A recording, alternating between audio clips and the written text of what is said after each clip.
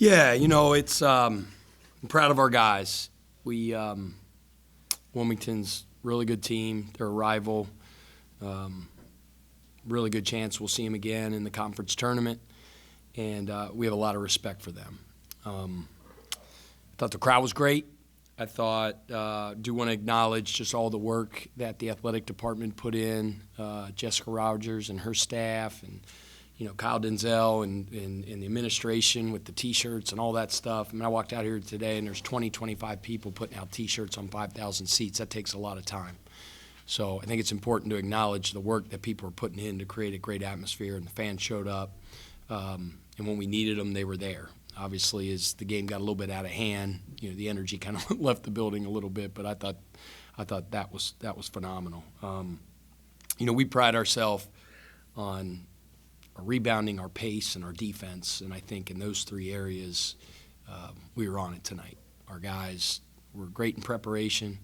They were on the details of the scouting report. Weren't perfect. We'll watch the tape and clean some stuff up. But we're fortunate and blessed to get the win. The game in Wilmington, obviously, you had a decent lead at halftime, and then there's a dogfight in the second. And talking with Ben when he just came in here, kind of the message was not letting this happen again. Yeah, we had a lead, and it slipped away a little bit. We constantly tell ourselves at the end of every media that the score is 0-0, right? We say this all the time. We break the game down into 10 4-minute segments, and it's always 0-0. Whether the scoreboards were up 30 or we're down 15, it's a 0-0 mentality. We always say, what's broken? What do we got to fix? What are we doing well? And then we go out with a 0-0 mentality, and I think our guys did that. Because it's easy, human nature-wise, to look at the scoreboard and you start playing different. And we try our best not to do that. And I thought our guys did a pretty good job of that.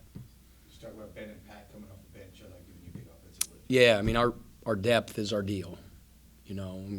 We could start 10 different guys. We were pretty consistent with our starting lineup throughout the course of the season, but you can't say the guy that plays the ninth minute isn't a starter. He is. Ben Burnham is that caliber player. Pat Robinson is that caliber player. Raekwon Horton is that caliber player. Babacar Faye, Charles Lampton has started a lot of games. I'm missing somebody else, but it's our depth. You don't look at our stat sheet and see one guy average 23 and the next guy 18. We got almost 6 guys in double figures. So that's hard to prepare for. And I think that's one of the things that makes us good. Benny was sensational. I think his nickname, from what I hear, is he's got a bunch of nicknames. Like did you get Benny to talk? Did Benny actually? Yeah, he did. Showed his Valentine's Day candy from his mom. He's actually he's very quiet. He doesn't say much, but he's hilarious. He's got a very dry sense of humor, and he'll say something, you'll walk away, and like 5 minutes later, you'll just start laughing because you realize what he said. But I think one of his nicknames is Benny Buckets, and that's very, very appropriate because he can flat put the ball in the hoop. Pat's the same way. It's funny. Pat's game's a little unorthodox. His shot's a little unorthodox, but he's an absolute producer. So proud of both those guys. They were big tonight. What's the Kenny nickname about? What's that about? So last year at Delaware, because I think on several occasions he had like an ESPN Top 10 highlight. Okay. He had a dunk. So he had this, you could look it up, this unbelievable dunk. So, they do the top 10 on SportsCenter. It was like number 4. And they get to number 4, and they go, hey, we're going to College of Charleston at Delaware. It's Kenny Burnham. So they said the wrong name, so everybody started calling him Kenny. And we did some social media deal like Kenny. And you go back and look at it. It's hilarious. Rebounding, you talked about that. You had a big edge there. And then I think last I checked, it was like 20 second chance points on 12 offensive rebounds. That's something that you kind of talked about all year long. That's what we do. Yeah. That's what we do. Like we're a very, very good. We're amongst the national leaders in offensive rebounding percentage and offensive rebounds. And you got to be who you are, right? Who you are at your core and your DNA. You got to make sure you're that every single night. We were that tonight. It's kind of cool. We talk about Kenny Burnham. It reminded me of one of my college roommates, college teammates, one of my best friends in the world, Kenny Harvey. Played at Xavier back when I played here. Just to have him here, he lives in Colorado. So cool. Dino Gaudio, who was one of my mentors. We coached together under Skip Prosser. I coached under him at Wake Forest.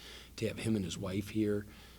I just told our guys before the game, life short, right? And we say never delay gratitude all the time and being appreciative for people that have helped us get to where we've got, whether it's a friend that pours into me constantly, whether it's Dino that and we told our guys, don't be too cool to call your mom and dad, your mentor, your guardians at home, and make sure you tell them you love them. We say that to our campers, don't be too cool. So it's really cool to have Kenny and Dino here, and it was a special night in that regard. So what would a game like this do? You got 5 games left. What they carry you into the like the end of the season? What does a game like this do for the next,